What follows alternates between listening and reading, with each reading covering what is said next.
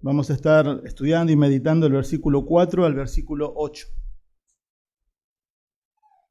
El título de este mensaje es, a modo de pregunta, y creo que hubo un hilo conductor recién cuando cantábamos, todo centrado en Cristo, todo centrado en el Cordero, todo centrado en la gloria de Dios. También, luego de finalizar este texto que vamos a estudiar, vamos a tener la cena del Señor también, bien acorde a eso. El título es ¿por qué adoramos a Dios? ¿Por qué le adoramos? Y vamos a ver que desde el versículo 1 al versículo 8, vamos a leerlo ahora, pero vamos a centrarnos en el versículo 4 y versículo 8, es el prólogo de la carta. Y es el saludo. Pero vamos a ver, y usted se va a dar cuenta que no es un saludo más. No es un saludo normal que hace el apóstol Juan aquí. Es un saludo cargado de contenido teológico. Y vamos a ver que lo que se repite mucho son nombres, atributos, características de Dios. De versículo 4 al versículo 8. Hay no más de 10 menciones de la palabra, de la persona de Dios. De Dios Padre, de Dios Hijo, de Dios Espíritu Santo. De versículo 4 al 8, o sea, es mucho. Hay un énfasis ahí. Y eso también nos muestra un poco al comenzar esta carta, que es uno de los libros que más habla acerca de la gloria de Dios, de la exaltación de Dios, de ver a Dios glorificado, entronizado, exaltado, empoderado. Por supuesto que es, para también un poco a modo de introducción y contexto, Apocalipsis es un género, y todos lo saben, es un género apocalíptico, es literatura profética, que muchas veces nos asusta y dice, ¿por qué leemos esto y no entiendo nada? Pero el tema central, hermanos, de Apocalipsis es Jesucristo, es la cruz. Y por lo que Él ha hecho en la cruz, es la consecuencia de todo lo que va a pasar, y Dios le revela eso a su Hijo se lo da a Juan, eso es lo que dice también el versículo 1 y 2, y Juan por ende le da a las 7 iglesias en las cuales está citado el capítulo 2 y capítulo 3, pero por ende también para nosotros. Es un saludo, pero también es una doxología. Una doxología son palabras de alabanza, acciones de alabanza a Dios por lo que Él ha hecho y por lo que Él es. La Biblia está cargada de doxologías. Y el libro de Apocalipsis no es la excepción. Es más, creo que es el libro que más doxologías tiene. Tiene 7 doxologías. El pastor recién leyó capítulo 5 y termina con una preciosa y hermosa doxología. Pero más allá también de ser una literatura profética, es una carta, es un género epistolar. Por eso comienza con un saludo. Pero la persona, el mensaje central de Apocalipsis, hermanos, es nuestro Señor Jesucristo. Es la cruz del Calvario. Por supuesto que habla de los sellos, las trompetas, los juicios, la gran Babilonia y todo lo que va a acontecer. Por eso el tema de versículo 4 al versículo 8 es la adoración a Dios. Pero el contexto al cual está escribiendo Juan la carta a estos hermanos es la persecución. Entonces, muchas veces, yo me hice una pregunta al texto y dice, se las comparto también, dice, ¿cómo llevamos una vida de adoración cuando la persecución o el sufrimiento invade nuestro corazón? Como decía el pastor al principio del culto, nos desenfocamos muy rápido. Y en la Biblia hay como una constante tensión de enfocarnos en Cristo, en la persona de Cristo, en la gloria de Cristo y en nuestros problemas y situaciones y sufrimientos que pasamos y son reales. Segunda de Corintios 4:16 dice, por tanto no desfallecemos, dice el apóstol Pablo. Antes bien, aunque nuestro hombre exterior va decayendo, sin embargo nuestro hombre interior se renueva día a día. Pues esta aflicción leve y pasajera, dice, nos produce un eterno peso de gloria que sobrepasa toda comparación. Esta aflicción leve y pasajera en contraste con el eterno peso de gloria. Estamos sufriendo, pero no es comparable con los que vienen. Romanos 8:18 dice, pues considero que los sufrimientos de este tiempo presente no son dignos de ser comparados con la gloria que no va a ser revelada. Habla de sufrimientos y habla de ser comparados con la gloria que va a venir. Primera de Pedro 4:12, el apóstol Pedro dice, amados, no se sorprenda el fuego de prueba que en medio de vosotros ha venido para probaros, como si alguna cosa extraña os estuviera aconteciendo. Antes bien, en la medida que os compartís los padecimientos de Cristo, regocijaos, para que también en la revelación de su gloria os regocijéis en gran manera. Y en la teoría, obvio que sí. Yo estoy pasando problemas, yo estoy pasando situaciones difíciles. Puede ser una enfermedad, puede ser un hijo rebelde, puede ser falta de trabajo, problemas económicos, todo lo que sea. Pero en la práctica nos cuesta enfocarnos cuando viene la dificultad. Y es como que nuestra adoración al Señor, los problemas, las dificultades ahogan esa adoración de cual Él es digno de ser adorado. Y en cosas prácticas, en la semana que nos pasa, nos desenfocamos muy rápidamente. Dice así la palabra de Dios, Apocalipsis capítulo 1, versículo 4, dice, Juan a las 7 iglesias que están en Asia, gracia y paz a ustedes, de parte de aquel que es, y que era, y que ha de venir. Y de parte de los 7 espíritus que están delante de su trono. Y de parte de Jesucristo, el testigo fiel, el primogénito de los muertos, y el soberano de los reyes de la tierra. Al que nos ama y nos libertó de nuestros pecados con su sangre, e hizo de nosotros un reino, sacerdotes para Dios, su Padre. A Él sea la gloria y el dominio por los siglos de los siglos. Amén.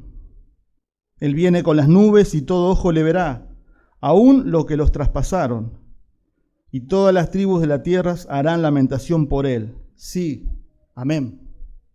Yo soy el Alfa y la Omega, dice el Señor Dios, el que es, el que era y el que ha de venir, el Todopoderoso. Para sintetizar estos textos, la enseñanza principal, lo que vamos a ver hoy es, nos centramos, nos enfocamos en adorarle, porque somos sus hijos y Él es digno de total adoración. Pero también tenemos que entender que en medio del sufrimiento, Él lo conoce y Él lo controla. Cuando estamos sufriendo, Él conoce y Él lo controla ese sufrimiento y lo permite. Y a pesar de eso, Él es digno de enfocarnos y centrarnos en adorarle. También quiero dar una pequeña definición de lo que es adoración. Porque podemos estar hablando adorar, ¿y qué significa adoración? Bueno, la teología sistemática de John MacArthur da una definición muy corta, pero que se pueda entender. Dice, es atribuirle la honra, la gloria, la alabanza, la reverencia y la devoción que le son debidas por su grandeza como por su bondad. Es pensar y vivir para su gloria. Eso es adoración también, para que se entienda un poco mejor. Es pensar, pero también es vivir para su gloria. Por eso que en el libro de John Piper, que se llama Alegres a las Naciones, él dice que la meta final de la iglesia, de los creyentes, no son las misiones, sino que es la adoración.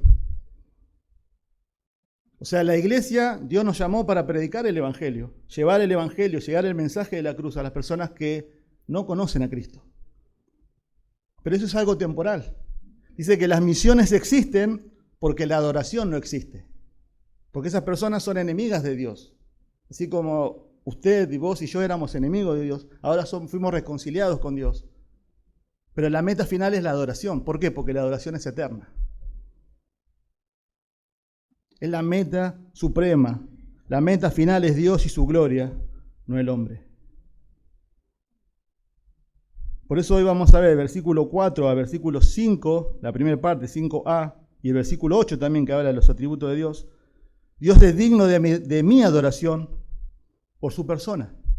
Dios es digno de adoración por su persona, lo que Él es. Y versículos 5b, 6 y 7, Él es digno de mi adoración por sus obras, por lo que Él hace, y lo que Él hizo, y lo que Él hará. Veamos el versículo 4. Él es digno de mi adoración por su persona, por lo que Él es.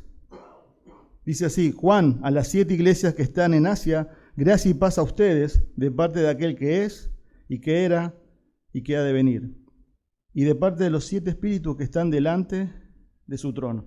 Como les dije, no es un saludo normal. Bueno, ahí nombra quién es el autor de la carta, Juan.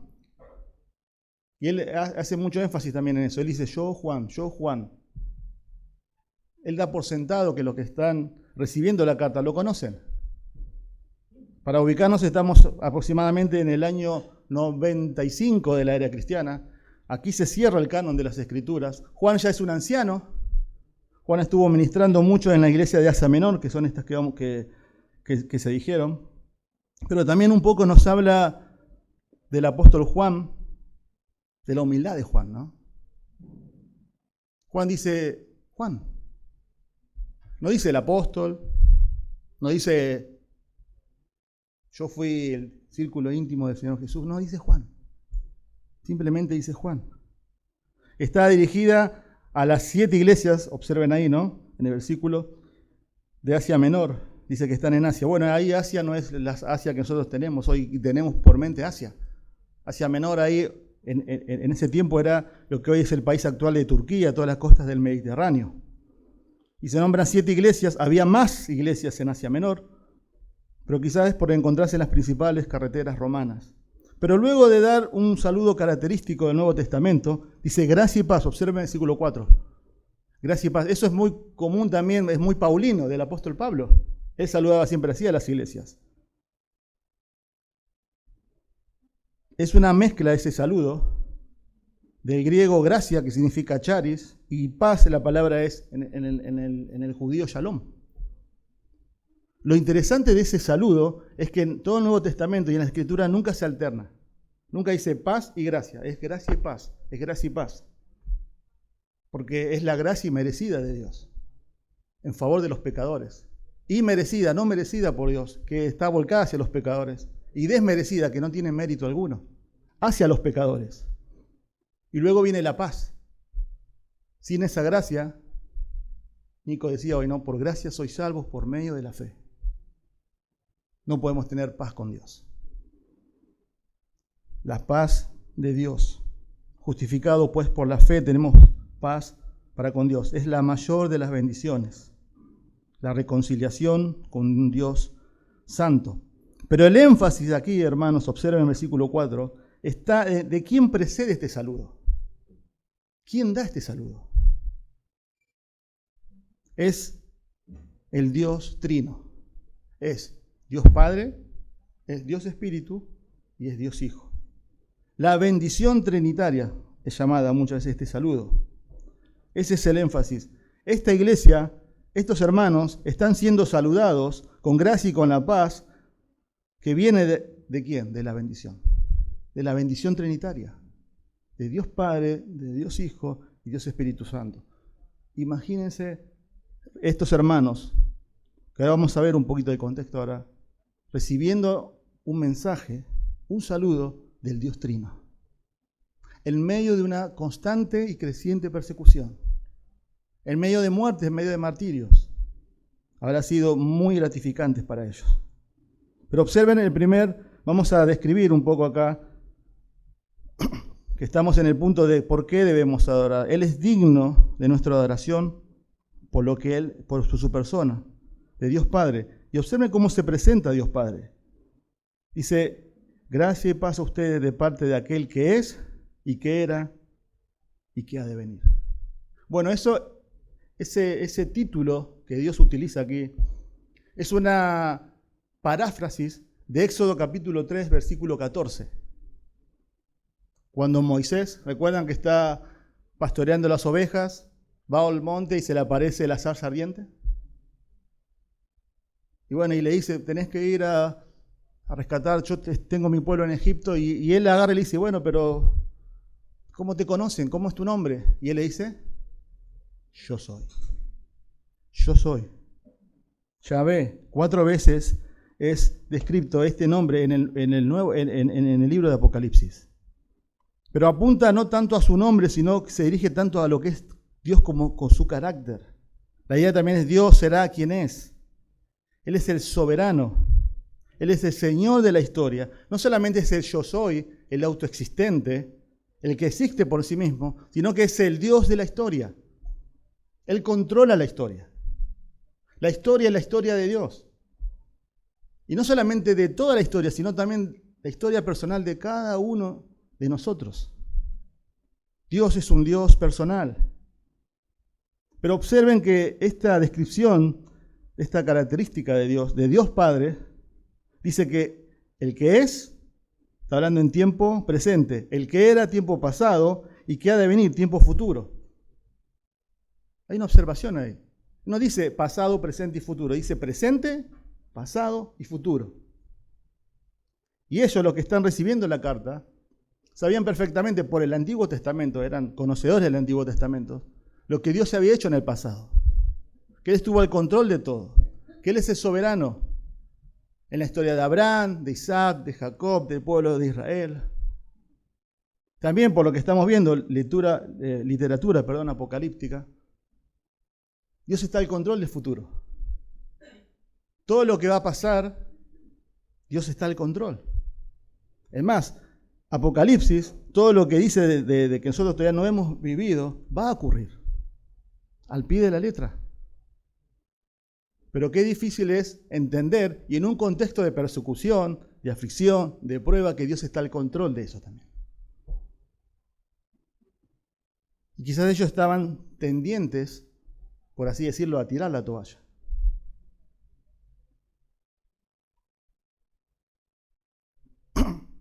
Es difícil. Por eso, hermanos, Dios a través de este título está corrigiendo ese pensamiento que muchas veces todos tenemos, erróneo, no bíblico, que pensamos que Dios está distraído de lo que nos ocurre. Aún hasta el más mínimo detalle. Más en el sufrimiento. Siempre la pregunta es, ¿otra vez? ¿Por qué a mí? Pero Dios conoce y controla aún tu sufrimiento. Y el mío. Y lo permite. Y hay muchos ejemplos de esos en las Escrituras. Job es uno de esos. En la semana vio que en esos estados de WhatsApp uno lee frases bíblicas y leí algo así parafraseando. Dice, a todos nos gusta la historia de Job, ¿no? Qué lindo.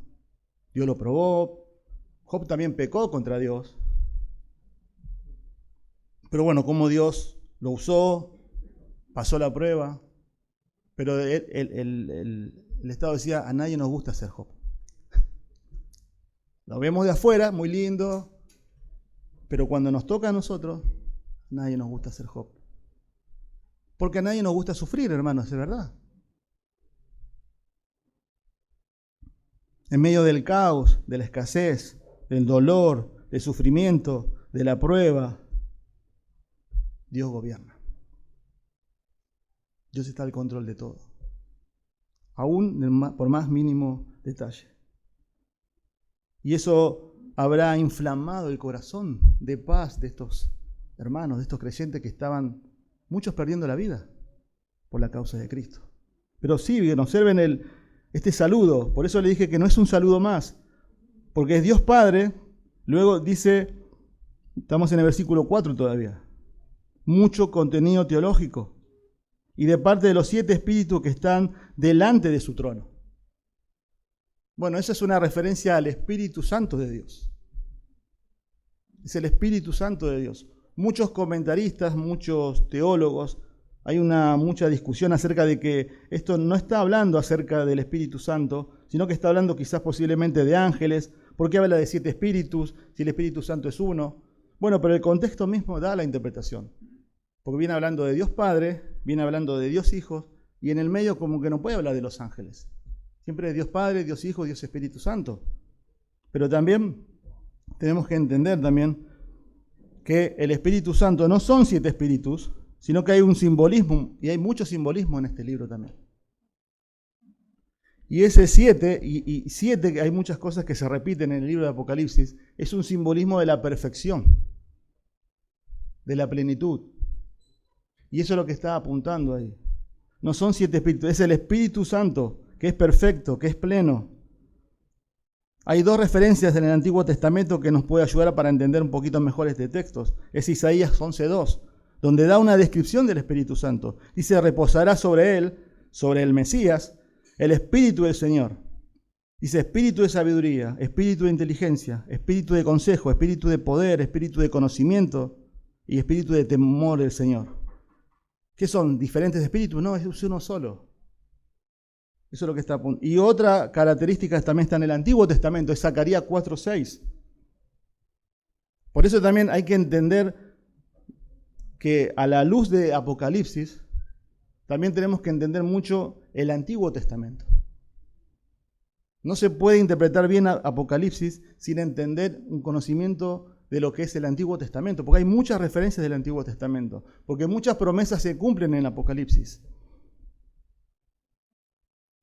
Y en Zacarías 4:6 hay una visión que tiene ahí Zacarías, que no entiende, que es una lámpara, creo que es llamado la menorá, que tiene 7 lámparas, un candelabro, y le dice, ¿qué es esto? Le dice. Y él lo entiende, y Dios le dice, ¿no sabe qué es esto? Y ahí está en el contexto de ese versículo que todos conocemos, que es, no es con fuerza, ¿no? No es con, ¿cómo que dice? No es con mi poder, ¿no? Sino con mi Santo Espíritu. Y eso está hablando ahí del Espíritu Santo de Dios. Pero observen, en el versículo 5 dice, Dios Padre, Dios Espíritu, está saludando, le está dando gracia, le está dando paz a estos creyentes. Y en el versículo 5, la primera parte también, es la Trinidad que está bendiciendo a estos hermanos. Y termina con una intención del autor acá. Siempre dice Dios Padre, Dios Hijo, Dios Espíritu Santo. Ahora Dios Padre, Dios Espíritu Santo y Dios Hijo. ¿Por qué? Porque Dios el Hijo es el que más descripciones tiene en este libro. Porque es el autor y es el protagonista central del libro, que es nuestro Señor Jesucristo. Y observen las descripciones que hace del Señor Jesús. Versículo 5, y de parte de Jesucristo, el testigo fiel, el primogénito de los muertos y el soberano de los reyes de la tierra. Y al describir al Señor Jesucristo, así tiene 2 propósitos. Es afirmar los corazones de estos hermanos atribulados, perseguidos, con dificultades. Pero también muestra un poco el prólogo de lo que va a ocurrir en el libro. Él es el protagonista. Por eso le dije al principio que es uno de los libros que más habla acerca de la gloria de Dios, de la exaltación de Dios, de la magnificencia de Dios. Es un libro, hermanos, que termina en victoria, Apocalipsis. La semana leía un poco estudiando este texto y en un comentario un pastor decía que le preguntaba a creyentes que hoy en día, 2023, están siendo perseguidos. Afganistán, Corea del Norte, en la cuales si se encuentran una pequeña porción de la Biblia, no solamente lo llevan a él a un campo de concentración, por así decirlo, sino también a su familia. ¿Cuáles son los libros que más leen esos hermanos? Como una encuesta que hicieron. Y se sorprendieron de la respuesta. Son Apocalipsis y Daniel. Libros proféticos. Entonces uno dice, ¿pero por qué? ¿Tanto le interesa la escatología? No. Es porque esos libros terminan en victoria. Y eso afirma su corazón y le da esperanza. Ese es el propósito. Pero observen, versículo 5, el testigo fiel, la primera descripción, está relacionado, como les dije, con el martirio en este libro. La traducción es el testigo, el fiel, Jesucristo. Apocalipsis 2:10 habla acerca de, observen, dice, no tema lo que está por sufrir. el mensaje a la iglesia de Esmirna. Yo te digo que el diablo echará a algunos de ustedes en la cárcel para que sean probados. Eso es lo que estoy diciendo, la persecución. Y tendrán tribulación por 10 días. Sé fiel hasta la muerte, le dicen, y yo te daré la corona de vida. También 3:14 es nombrado aquí una descripción del Señor Jesucristo en la iglesia de la Odisea, el mensaje. Escribe al ángel de la iglesia en la Odisea, el amén, el testigo fiel y verdadero, el principio de la creación, dice esto. Pero en estas descripciones también hay un modelo ante la presión externa de estos hermanos que están padeciendo. Jesús es un modelo de fidelidad, porque Jesús es nuestro Señor, Jesús es nuestro Salvador, pero Jesús también es nuestro modelo. Un testigo que es algo de lo que vio y dice. Hoy un testigo es llevado a una corte ¿para qué? Porque fue testigo de un homicidio, de un asesinato, de un accidente de tránsito, lo que sea. ¿Qué tiene que hacer? Contar lo que vio, decir la verdad. Bueno, Jesucristo está apuntando a eso. Él dijo la verdad, Él es la verdad. Él testificó del Padre, sin importar las consecuencias. Y esto es un modelo de fidelidad para ellos, que Jesucristo, el testigo, el fiel, es confiable. Él es fiel. La fidelidad de Dios debe animarnos a nosotros y a estos hermanos a seguir permaneciendo ser fiel. Porque Él es fiel. Y también la segunda descripción, observen, Él es el primogénito de los muertos. Eso hace una alusión al Antiguo Testamento, Salmo 89, 27. Dice, yo también lo haré mi primogénito, dice Dios. El más excelso de los reyes de la tierra. Es un modelo de fidelidad, pero también es un modelo de esperanza. Acá está hablando acerca de, hay también una malas interpretaciones acerca de lo que es, cuando habla de Cristo, de la primogenitura. Porque da a entender que fue el primero en nacer.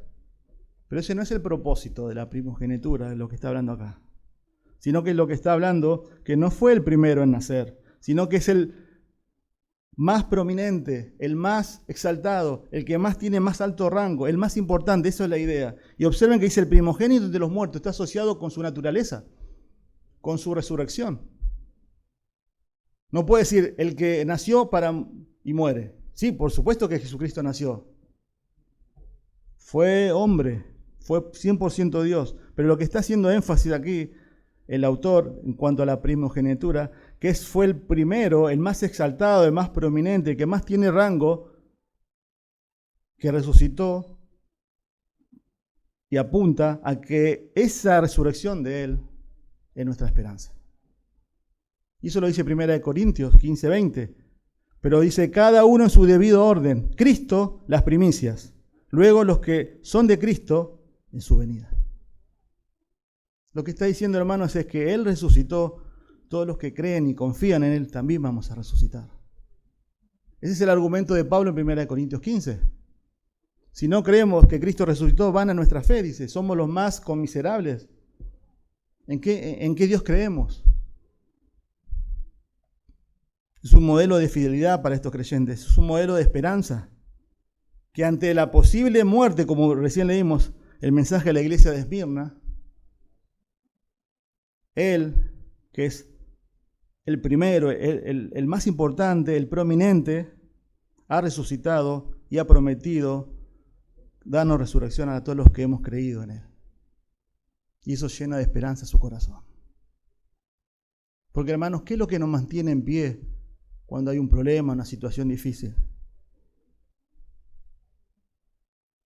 Sino las promesas de Dios. Tenemos infinidad de ejemplos, mártires, pero también de personas comunes y corrientes que han permanecido fieles al Señor a pesar de lo que están pasando. Yo no sé qué pasaste por esta situación esta semana. Lo que sí sé que lo que te ocurrió, lo que te pasó, lo que me pasó, no escapa del control de Dios. Él lo controla y lo permite. Y yo no sé muchas veces por qué Dios permite el sufrimiento. No estoy en la mente de Dios, pero sí que le creo a la Biblia que Él es un Dios soberano y que estamos dentro de un plan perfecto de Dios para cada uno de nosotros. Dios tiene un plan y un propósito para mí, mi vida. Dios tiene un plan y un propósito para Diego, para Julián, para Ramón. Único y perfecto. Lutero dijo, hay 3 cosas que es lo que nos hace crecer y conocer más a Dios. La palabra, la oración y el sufrimiento. Porque cuando sufrimos es donde más nos aferramos a Dios. Usted tiene trabajo, anda bien, tiene salud, muchas veces nos olvidamos de Dios, ¿o no? Pero cuando más sufrimos, más tenemos problemas, es cuando más oramos, ¿es así o no? Y eso nos hace dependientes de Dios. Y muchas veces quizás Dios permite eso, para que le conozcamos más. Y Él es el soberano de los reyes de la tierra.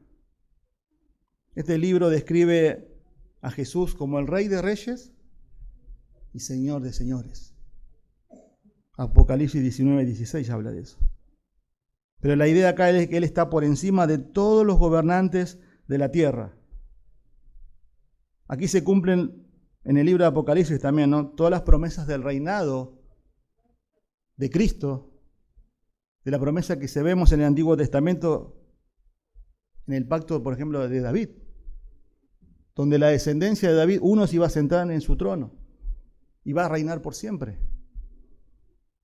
Pero acá lo que está apuntando, hermanos, recuerden, es afianzar la fe de estos hermanos. Con esta descripción es decirle que el Señor es el soberano de los reyes de la tierra. Hay gobernantes, hay reyes, hay presidentes, pero el Señor está por encima de ellos. Lo controla y lo permite. Es más, la Biblia dice que Él es el que coloca los reyes y Él es el que los saca a los reyes. Entendamos, hermanos, eso. En medio de nuestra actualidad, el Señor permite cada cosa y nosotros muchas veces abrumados por esta cosa y podemos llegar a decir, pecamos muchas veces. Entramos en la misma bolsa que los incrédulos. Pero el Señor es Rey de Reyes y Señor de Señores. Él es el soberano de los reyes de la tierra. Lo que también está apuntando acá también es que Él está por encima de quien está gobernando cuando está escribiendo acá la carta, que es un emperador. Más precisamente se llama Domiciano. Y esa persona se hacía y se atribuía a ser un dios. No le está diciendo, Él es el soberano de los reyes de la tierra. Hay un solo Dios, hay un solo soberano, es Dios, no es Domiciano. Dios colocó a Domiciano. Dios permite que Él esté ahí. Y eso es hermoso y es precioso. Saber que Dios lo controla y lo permite todo. Pero también, en la segunda parte, hermano, Él es digno de mi adoración por sus obras, por lo que Él hace. ¿Y qué hace Dios? Versículo 5. Él nos ama por siempre, Él nos liberta del pecado, Él nos da un reino y somos sacerdotes, un sacerdocio, versículo 6. Y también hay un anuncio en el versículo 7, ¿no? Su regreso glorioso. Observen, hermanos, los verbos. Observen. Por eso está hablando acá de lo que Él hace, sus obras. Dice, al que nos ama. Nos ama. Y nos libertó de nuestros pecados con su sangre. E hizo de nosotros un reino, sacerdotes, para Dios su Padre. Nos ama, nos liberta, hizo de nosotros. Todo está apuntado a la salvación de lo que Él nos da a nosotros. Y Él es digno de mi adoración por eso, por sus obras, por lo que Él ha hecho por nosotros. Este saludo, hermanos, por eso le dije que no es un saludo más. No es un saludo casual, gracia y paz. No. Ahora se convierte en una doxología. Y es como que Juan lo dice también ahí. En el versículo 9 está exiliado en la isla de Patmos, preso por el Evangelio. Dios le revela el Apocalipsis. Pero es como que él está escribiendo, hermanos, háganse la idea un poco.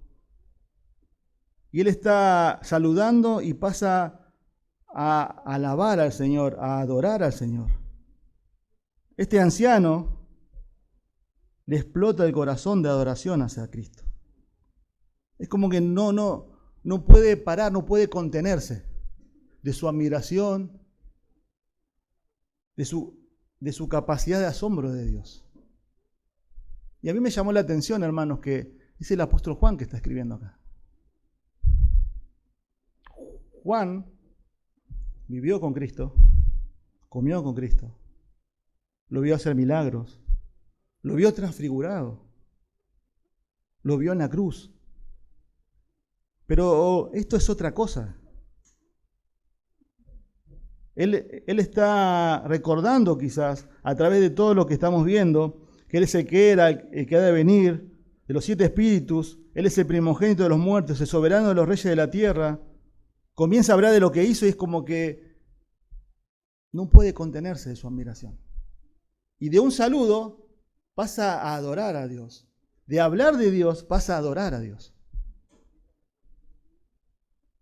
Pero él, lo que me asombra a mí es que él no perdió la capacidad de asombro de la persona de Dios. La idea es que no se familiarizó con Dios. Por supuesto que en el versículo 9 al versículo 20 él tiene una visión de Dios exaltado, entronizado. Y su reacción, ¿qué fue? Caí como muerto, dice. No fue, Jesús, ¿cómo andás? ¿Te acordás lo que hicimos? ¿Te acordás cuando íbamos a pescar? No perdió su capacidad de asombro de Dios. La contemplación de su persona lo obligó a hacer un parate, como un paréntesis, y darle gloria a Dios. Es como que no pudo seguir escribiendo, no pudo seguir saludando. Y hermanos, mi oración la semana fue que el Señor nos haga más como Juan, ¿no? Que tengamos esa inclinación de parar un poco la pelota de nuestras vidas, tan de acá para allá, la vorágine, el trabajo de los chicos, que está bien, lo tenemos que hacer, son responsabilidades. Pero yo me preguntaba, y también les comparto esta inquietud, ¿cuándo fue la última vez que paramos un poco y empezamos a mirar a la persona de Dios como Juan hizo? No estoy hablando de servicio. Marcos Tonelli habla un poquito de eso de la conferencia de los jóvenes el viernes, acerca de Marta y María. Muchas veces reemplazamos el servicio a Dios por la adoración a Dios. No contemplamos su hermosura, su magnificencia, su gloria. Y muchas veces tenemos que ser sinceros. Nos conformamos con una superficial y rápida lectura de 15 minutos. Está hablando de otra cosa acá. Está hablando de otra cosa. Está hablando de contemplarlo, de quedar absortos, deslumbrados por su persona y por sus obras. Ale Pelufo ayer decía a los jóvenes también, un poquito cuando veíamos con Mari la conferencia, que él se pasó a noches sin tomar mate, sin tomar café, estudiando teología, pero no para llenar la cabeza de conocimiento, sino porque dice, no podía parar de estar consumido de Dios, de conocer a Dios. Me van siguiendo lo que está apuntando acá, ¿no? Él es digno de nuestra adoración por lo que Él hace.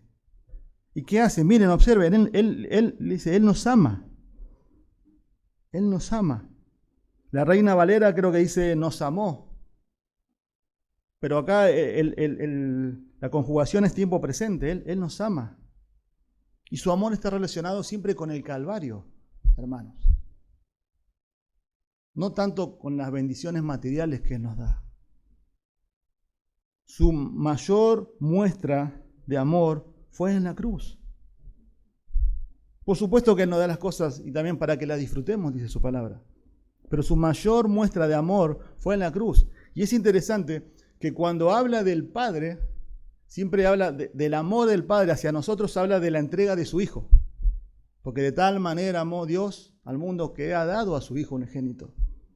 Para todo aquel que en él crea no se pierda, mas tenga vida eterna. Más Dios muestra su amor para con nosotros, en que siendo aún pecadores, Cristo murió por nosotros. Pero cuando habla del amor del Hijo hacia nosotros, habla de su entrega sacrificial, voluntaria hacia nosotros. Le doy ejemplos. Gálatas 2:20, con Cristo he sido crucificado y ya no soy yo el que vive, sino que Cristo vive en mí. Y la vida que ahora vivo en la carne la vivo por fe en el Hijo de Dios, el cual me amó y se entregó a sí mismo por mí. Me amó y se entregó a sí mismo por mí. Efesios 5:2, y andad en amor, así como también Cristo os amó y se dio a sí mismo por nosotros. A sí mismo, a sí mismo, a sí mismo. Ese es el énfasis. Efesios 5:25, maridos, amen a vuestras mujeres, así como Cristo amó a la iglesia y se dio a sí mismo por ella. El amor y la entrega voluntaria. Hermanos, a Cristo no lo mataron. Él se entregó. Él voluntariamente obedeció al Padre. Y otra cosa que también Cristo ha hecho y hace es nos libertó del pecado. Observen ahí versículos 6. Al que nos ama y nos libertó de nuestros pecados con su sangre, dice. Reina Valera dice nos lavó. Pero en el contexto queda mejor la palabra libertó, la traducción de las Américas, porque el contexto es la redención. Nos rescató. Eso significa redención. Nos sacó de un mercado de esclavos. Nos sacó de ahí con un precio. Nos sacó de ahí y nos colocó en el amado. Ahora somos esclavos de Cristo. Nos compró. Pero nos compró con un precio. Y el precio fue, como dice ahí, su sangre. Se pagó mediante la entrega de su vida. La Biblia siempre habla de la sangre, la sangre, la sangre. Pues significa eso su vida. Cuando habla de la sangre, Él entregó su vida. Por eso el Antiguo Testamento dice que la vida está en la sangre. No está hablando de algo de comida, sino que está hablando de que Él entregó su vida. Ese es el punto acá. Él nos ama, Él nos libertó del pecado, porque éramos esclavos de Satanás, de la muerte, del pecado. Y como también decía Nico al principio, quizás estás acá sentado y no tenés esa seguridad. Quizás no has experimentado el amor de Dios. Pero el amor de Dios no está hablando acerca de lo que Él te da, sino de lo que Él hizo por vos. Y la Biblia también dice que también nos libertó del pecado. Por supuesto, Él lo ha hecho con su sangre. Pero si no creíste en Cristo y no te arrepentiste de tus pecados, seguís siendo esclavo del pecado. Y el pecado te condena. Nos condena. Es por eso que nuestra oración es que corras a la cruz de Cristo en arrepentimiento y fe. Hoy es el día de salvación, dice la Biblia. Él te ama y la mayor demostración de amor, como dije, Él se entregó. Nunca vas a experimentar, como recién vimos de Juan, de contemplarlo, de amarlo, de adorarlo, si no le conoces.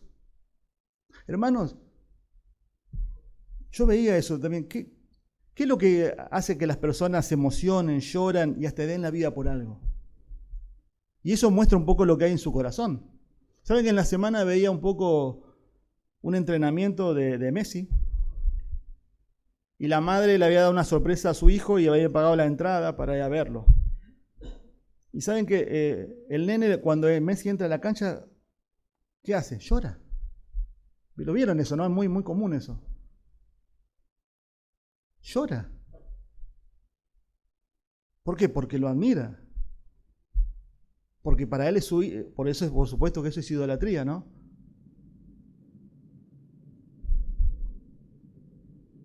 Pero nunca Dios va a ser tu deleite si no le conoces. Y el conocimiento de Dios es a través de la cruz. A través de arrepentirnos de todos nuestros pecados. De reconocer quién es Él y quién soy yo.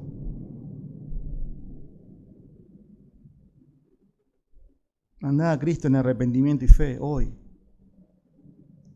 Quizás estás sentado y estás viniendo domingo tras domingo y estás siendo expuesto a la palabra de Dios.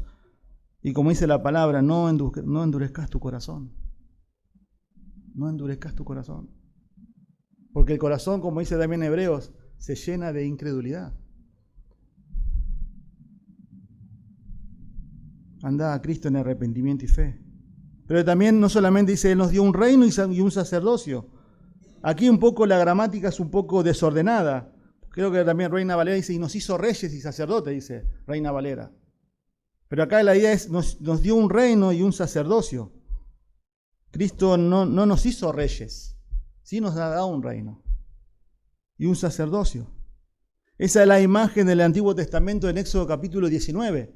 ¿Recuerdan cuando Dios está en el monte Sinaí, le está por dar la ley y le dice, yo quiero hacer de ustedes un reino de sacerdotes si obedecen el pacto? Ese es el propósito de Dios para con Israel. Por supuesto que Israel falló.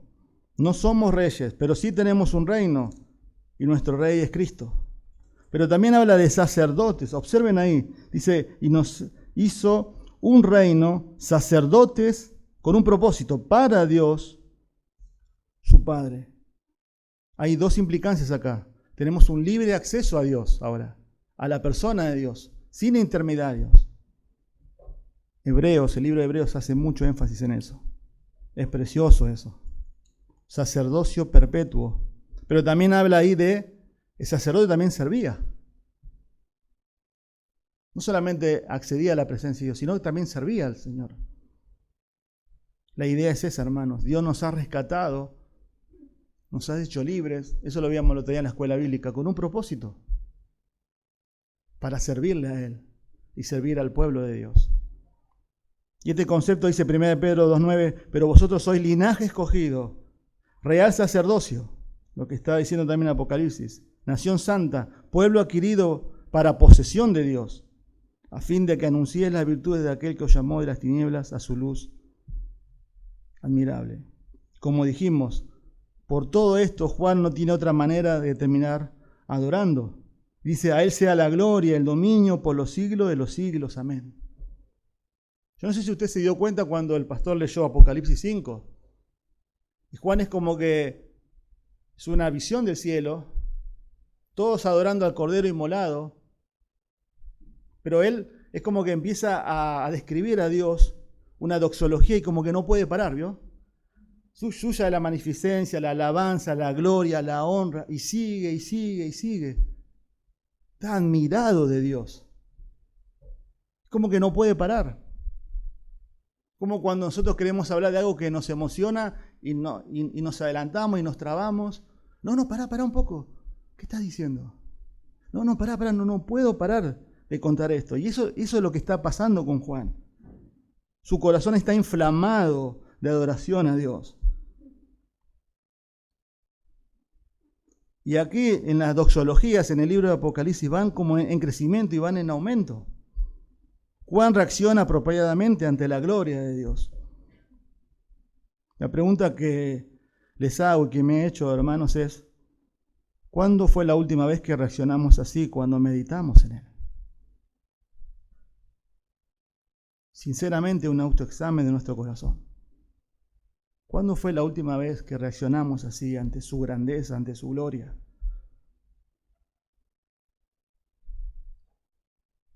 ¿Qué nos está deslumbrando que no sea la persona de Dios? ¿Qué nos está desenfocando de eso? Derek Thomas dice, cuando uno se centra en Cristo y en su obra consumada, Jamás le alabaremos y adoraremos demasiado. No podemos decir, no, ¿sabe que hoy me pasé alabando y adorando? No, la idea es que siempre nos quedamos cortos.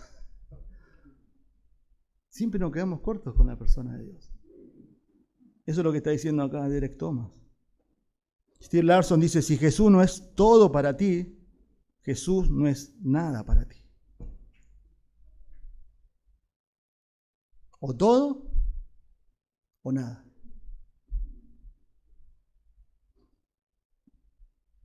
Juan pasa del saludo a una doxología, pasa de hablar de Dios a adorar a Dios, pero también habla de un anuncio acá en el versículo 7. Observen. Él viene con las nubes y todo ojo le verá, aún lo que los traspasaron, y todas las tribus de la tierra harán lamentación por él. Sí, amén. Yo soy el Alfa y el Omega, dice el Señor Dios, el que es, el que era y que ha de venir, el Todopoderoso. A mí me sigue sorprendiendo leyendo esto, porque esto es parte del saludo. Imagínense lo que es la carta.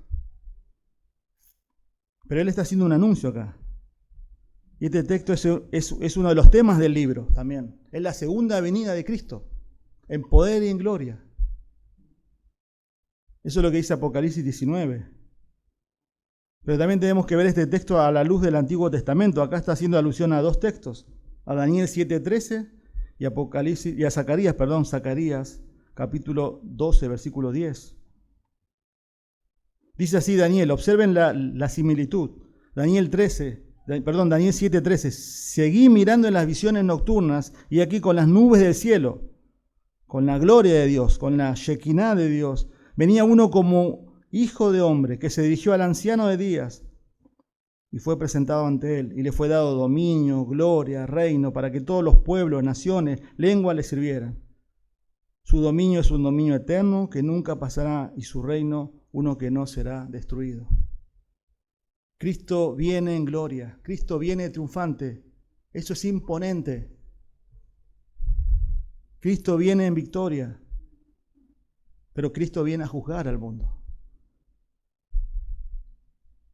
Y luego hace una referencia a Zacarías 12:10, donde dice, no todo ojo le verá, sino que dice, aún lo que los traspasaron, y todas las tribus de la tierra harán lamentación por él. Eso apunta a la nación de Israel, en Zacarías, en su contexto. Pero ellos harán lamentación porque rechazaron a su Mesías. Y ahora se están dando cuenta que era su Mesías. Mataron al autor de la vida. Y eso es lo que está apuntando. Pero también es lindo y es esperanzador que en Zacarías también habla de un arrepentimiento también. De un remanente de Israel, no de todos. Pero acá está hablando acerca, observen el texto, de todas las tribus de la tierra. También de los gentiles, no solamente de Israel está acá. La pregunta que yo me hice es, ¿aquí el texto está hablando de un arrepentimiento global del mundo hacia Dios? Por supuesto que no. Porque el mismo Apocalipsis habla y describe que ante los inminentes juicios de Dios, en vivo y en directo, los hombres cierran su corazón contra Él. Y no se arrepintieron de sus obras, sus hechicerías y de todo tipo de pecado. Y no se arrepienten y cierran el puño y blasfeman contra Dios. Harán lamentación por Él. Se me venía a la mente también de cuántas personas no conocen a Cristo. Cristo viene, hermanos. Maranata. Es más, la escritura termina con eso. Ven, dice Juan, ven pronto, Señor Jesús, ven. Ese anhelo. Pero también termina, y este versículo entra como en el primer punto, ¿no? Porque describe la persona de Dios. Yo soy el Alfa y el Omega, dice el Señor Dios. Ahí está apuntando al Alfa y al Omega, es la primera y la última letra del alfabeto griego. Eso se llama merismo. Yo creé el mundo, yo lo voy a destruir. Y todo lo que está ahí es controlado por Dios. Y todo va a un propósito determinado. Su propósito y su plan se va a cumplir. Yo creé todo, yo lo voy a terminar cuando yo quiera. Yo soy el alfa y la omega. Yo lo creé, yo lo voy a terminar. Yo controlo la historia. Yo soy el principio y el final de todo. Y el Todopoderoso apela a animar a estos creyentes. Señor Dios, 9 veces en este libro. Significa que Dios es el Señor de todos al ejercer su poderoso poder. ¿Por qué adoramos a Dios? Como vimos, por su persona. Él es digno de adorar por su persona. Pero Él es digno de adorar por sus obras también. Hermanos, que viene la cena, que en la semana, hoy también, cuando meditemos, leamos la Biblia a la tarde, mañana, contemplemos su gloria. Y si entramos en un ritualismo de leer la Biblia simplemente y no ver la belleza de Jesús, bueno, pidamos perdón. Conozcámoslo, admirémoslo cada vez más. La Biblia dice, para los que creen, Él es precioso, dice. Él es precioso. ¿Es así para tu vida? ¿Realmente? Vamos a orar. Padre, gracias te damos por tu palabra, Señor. Te pedimos perdón, Señor, porque nos quedamos cortos ante estos textos, Señor, de tu persona, de tu grandeza, de tus atributos. Te pedimos perdón porque muchas veces, Señor, nos deslumbran más otras cosas que tu persona. Aún mismo, Señor, los problemas, las dificultades diarias nos desenfocan de ti, Señor, sabiendo que tú lo controlas y lo permites todo. Ayúdanos, Señor, en esta semana realmente a contemplarte, a admirarte, deslumbrarnos cada vez más. Pero eso no es algo mágico, se lo hace a través de ir a tu palabra y pasar tiempo contigo, Señor. Ayúdanos, Señor, porque realmente muchas veces somos perezosos. Leemos la Biblia por un compromiso y no por amor a ti. Señor, que el conocimiento de tu grandeza afecte mi vida, Señor. Gracias, Padre. Te lo pedimos, Señor, en el nombre de Jesús. Amén.